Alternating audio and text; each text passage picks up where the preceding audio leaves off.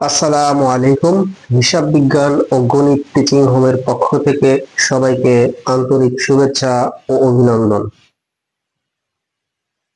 হিসাব বিজ্ঞান ও গণিত টিচিং হোমের ধারাবাহিক প্রক্রিয়ায় আজকে আমরা আলোচনা করব হিসাব বিজ্ঞান একাদশ ও দ্বাদশ শ্রেণীর হিসাব বিজ্ঞান পরিচিতি প্রথম অধ্যায়।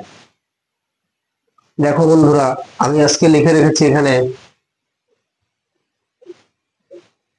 আজকের আলোচনার বিষয় হিসাব শ্রেণী ও হিসাব খাত অথবা হিসাবের শ্রেণী বিভাগ। তোমাদের জন্য বন্ধুরা এই অধ্যায়টি খুবই গুরুত্বপূর্ণ, কারণ এই অধ্যায় থেকে প্রতিটি বোর্ড পরীক্ষায় অঙ্ক থাকে, যেটার উত্তর দেওয়া তোমাদের জন্য আবশ্যক ঠিক নয়। তুমি চাইলে এটা বাদও দিতে পারো, যেহেতু 9টা কোশ্চেন থাকে।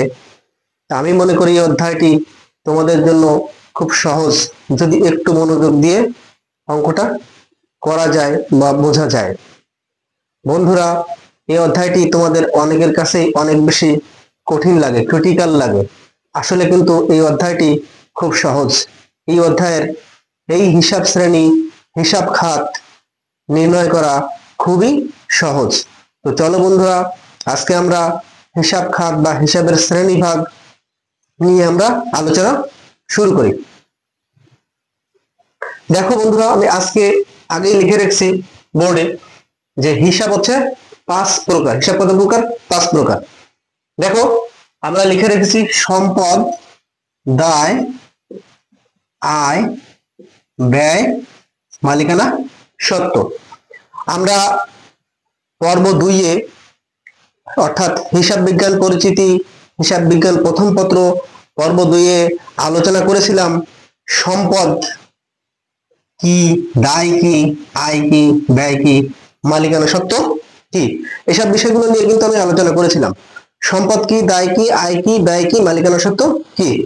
আজকে আমরা নির্ণয় করব এই জিনিসগুলো দিয়েই হিসাব খাত বা হিসাবের শ্রেণীভাগ। আমরা একটা জিনিস মনে রাখবো এখানে, যে হিসাব শ্রেণী, হিসাব খাত, হিসাবের শ্রেণীভাগ কথা কিন্তু একই, কথা একই। যেটা আসবে, একটা আসলে অর্থাৎ 3টার ভিতর যদি একটা আসে, তাহলে 3টার মধ্যে একটা জিনিস যথেষ্ট। অর্থাৎ হিসাব খাতও যে জিনিস, হিসাব শ্রেণী বিভাগও সেই জিনিস, হিসাবের শ্রেণীও একই জিনিস। তো আসো বন্ধুরা, আমরা হিসাব কত প্রকার বললাম? 5 প্রকার। সম্পদ, দায়, আয়, ব্যয়, মালিকানা, সত্ত্ব।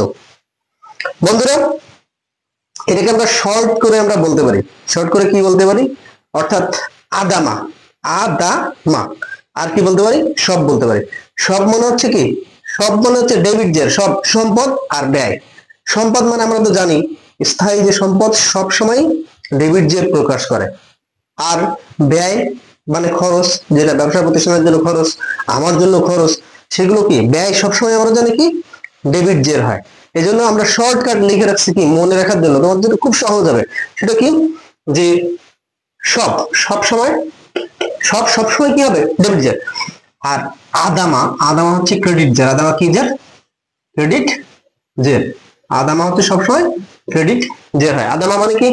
এইখান থেকে দেখো বন্ধুরা, আমরা লিখে রাখছি আদামা অর্থাৎ আ অর্থ, অর্থ হচ্ছে আয়, দা অর্থ দায়, মা অর্থ মালিকানা সত্ত্ব।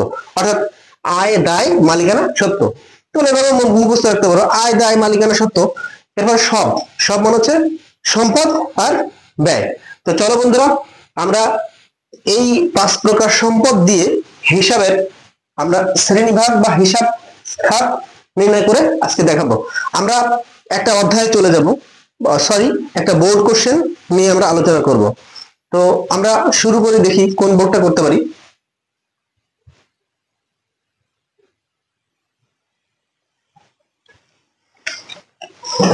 দেখো বন্ধুরা, আজকে আমরা যশোর বোর্ড 2022 এখানে একটি অঙ্ক এসছে। সেটা হচ্ছে হিসাব, যে সকল ঘটনা লেনদেন সেগুলোর হিসাব খাত উল্লেখ পূর্বক আধুনিক পদ্ধতিতে শ্রেণী বিন্যাস করে দেখাও। তো বন্ধুরা, তোমরা চাইলে আমার সাথে মিলিয়ে নিতে পারো যশোর বোর্ড 2022 হিসাব বিজ্ঞান প্রথম পত্র এই কোশ্চেনটি। আমরা আজকে নির্ণয় করব হিসাব খাত এবং হিসাবের শ্রেণী বিন্যাস। তো চলো বন্ধুরা আমরা অঙ্কটি পড়ি, আমার সাথে মিলিয়ে নাও তোমরা। জনাব রহিম মিয়া 2021 সালের 1 জানুয়ারি তারিখে নগদ 1 লক্ষ টাকা এবং 50,000 টাকার আসবাবপত্র নিয়ে কারবার শুরু করেন। উক্ত মাসে তার অন্যান্য লেনদেন সমূহ ছিল নিম্ন রূপ। জানুয়ারি 3 মাসিক 12,000 টাকা বেতনে একজন কর্মচারী নিয়োগ প্রদান করা হলো। এটা আমরা কি জানি, কর্মচারী নিয়োগ করা হয়েছে, বেতন তো আর দেওয়া হয়নি, সুতরাং এটি লেনদেন নয়। নগদে পণ্য ক্রয়, নগদে পণ্য ক্রয় করলে কি হয়, নগদান হিসাব ডেবিট আর ক্রয় হিসাব কি হবে, ক্রয় হিসাব ডেবিট, নগদান হিসাব ক্রেডিট। ক্রয় আমরা জানি ব্যয়, আর নগদ হচ্ছে সম্পদ। একদিকে ব্যয় হচ্ছে ব্যয় বৃদ্ধি, আরেকদিকে কি হচ্ছে সম্পদ হ্রাস পাচ্ছে।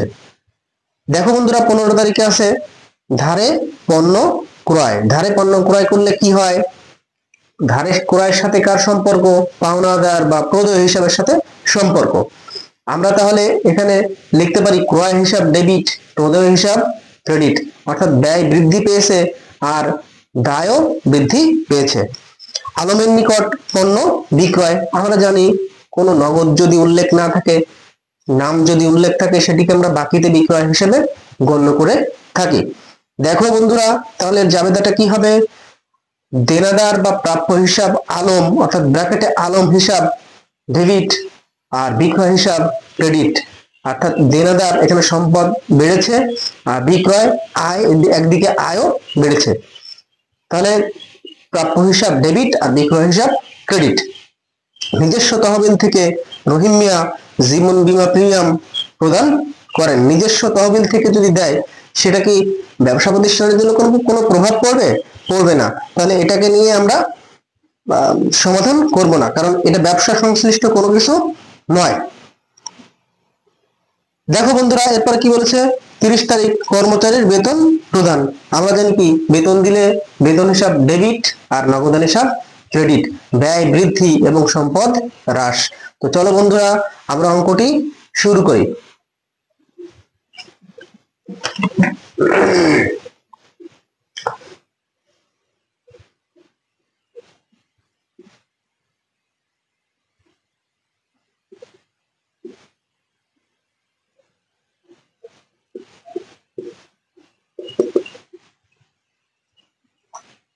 নগদান হিসাব, আসবাবপত্র হিসাব,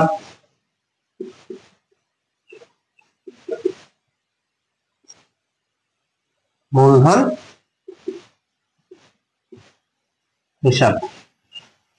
দেখো বন্ধুরা এখানে আমরা কখনো কি লিখতে পারবো না, নগদান হিসাব ডেবিট, আসবাবপত্র হিসাব ডেবিট, মূলধন হিসাব ক্রেডিট। যেটা তোমরা প্রায়শই ভুল করে থাকো, সেটা হচ্ছে কি, এখানেও তোমরা ডেবিট অথবা ক্রেডিট লিখে ফেলো না।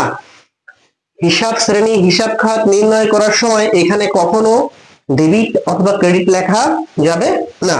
এখানে লিখতে হবে কি, উক্ত শিরোনামটা লিখতে হবে, অর্থাৎ নগদ, আসবাবপত্র, মূলধন, এইসব বিষয়গুলো লিখতে হবে। আমার এই অঙ্কটিতে ছিল প্রথমে 1 তারিখে নগদ টাকা নিয়ে আসছিল, আসবাবপত্র নিয়ে আসছিল, এই দুটো মিলিয়ে কি হয়, মূলধন হয়, তাই না? তো নগদান হিসাব, আমরা নগদান হিসাবকে কি নামে লিখি, সম্পদ। হিসাবের শ্রেণীতে নগদান হিসাব সম্পদ হিসাব, সম্পদ। আসবাবপত্র সম্পদ।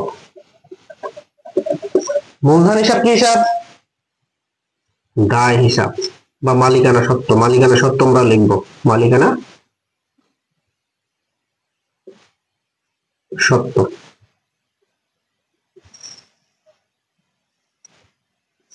এরপরে আসো বন্ধুরা 8 তারিখে বলেছিল নগদে পণ্য ক্রয়। আমরা কি লিখতে পারি, ক্রয় হিসাব,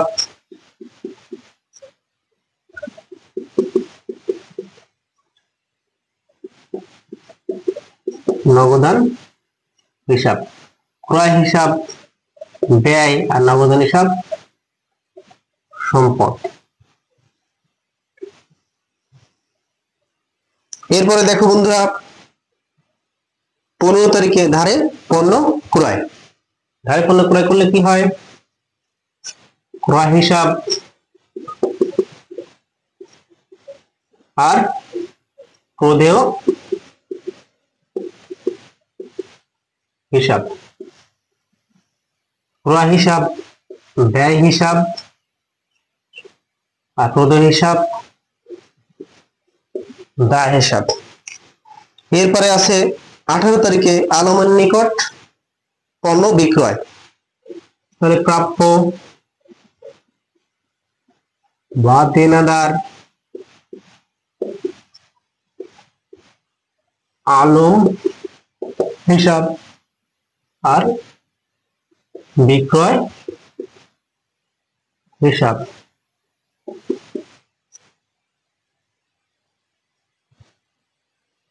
প্রাপ্য হিসাব, সম্পদ হিসাব, বিক্রয় হিসাব, আয় হিসাব। 30 তারিখে বলেছিল বেতন প্রদান, তো বেতন হিসাব, নামিক হিসাব, ব্যয় হিসাব। বেতন হিসাব কি হিসাব? নামিক হিসাব, ব্যয় হিসাব। আর বেতনটা কিসে দিচ্ছি আমরা? নগদে দিচ্ছি। বেতন হিসাব, ব্যয়, নগদ হিসাব, সম্পদ। দেখো বন্ধুরা, তাহলে 1 তারিখে আমি আবার একটু হাইলাইটস করি অঙ্কটা তোমাদের সুবিধার জন্য। খুব সহজ, খুবই সহজ। যদি একটু মনোযোগ দাও তাহলে তোমরা অঙ্কটি অবশ্যই করতে পারবা। 1 তারিখে কি কি হয়েছিল ব্যাপারটা? নগদ টাকা নিয়ে আসছিল, আসবাবপত্র নিয়ে আসছিল এবং মূলধন। তাহলে আমরা জানি নগদান হিসাব, সম্পদ হিসাব, আসবাবপত্র হিসাব, সম্পদ হিসাব, মূলধন হিসাব, মালিকানা সত্ত্ব। 8 তারিখে ছিল হচ্ছে কি নগদে ক্রয় করেছিল। নগদে ক্রয় করলে কি হয়? নগদ টাকা চলে যায়। তো ক্রয় হিসাব ডেবিট, নামিক হিসাব, ব্যয় হিসাব, নগদান হিসাব, সম্পদ হিসাব। আবার বলি একটু একটু খেয়াল করলে পারা যাবে। 15 তারিখে ছিল কি বাকিতে ক্রয়, তো ক্রয় হিসাব ডেবিট আর প্রদেয় হিসাব ক্রেডিট। ক্রয় কি? নামিক হিসাব, ব্যয় হিসাব। প্রদেয় হিসাব পাওনাদার বা প্রদেয় একই জিনিস, তো দায় হিসাবটা। 18 তারিখে আলমের কাছে বাকিতে বিক্রি করা হয়েছিল। করলে কি হয়? প্রাপ্য বা দেনাদার, প্রাপ্য অবলিক দেনাদার একই কথা। আলম হিসাব ডেবিট, এটা হচ্ছে সম্পদ। আর বিক্রয় হিসাব, নামিক হিসাব, আয় হিসাব। আচ্ছা, আসি আমরা 30 তারিখে। বেতন দেওয়া হলো, বেতন দিলে কি হয়? ব্যয় হয়। তো বেতন হিসাব ডেবিট, ব্যয় কিসে দিয়েছিলাম? নগদে দিয়েছিলাম। নগদান হিসাব ক্রেডিট, সম্পদ হ্রাস পেয়েছে, এজন্য সম্পদ, এই যে নগদান হিসাব, সম্পদ হিসাব। তো বন্ধুরা, আমরা আজকে করলাম যশোর বোর্ড 2022 অঙ্কটি। তোমরা আরো একবার অঙ্কটি বাসায় মিলিয়ে দেখবা।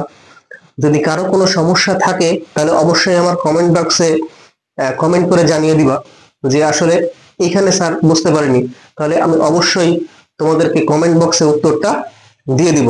আর আমার এই ক্লাসটি যদি তোমাদের ভালো লেগে থাকে অবশ্যই আমার চ্যানেলটি সাবস্ক্রাইব করবা আর লাইক শেয়ার দিয়ে আমার সাথে অবশ্যই সময় দিবা। আজকে পর্যন্ত, আল্লাহ হাফেজ।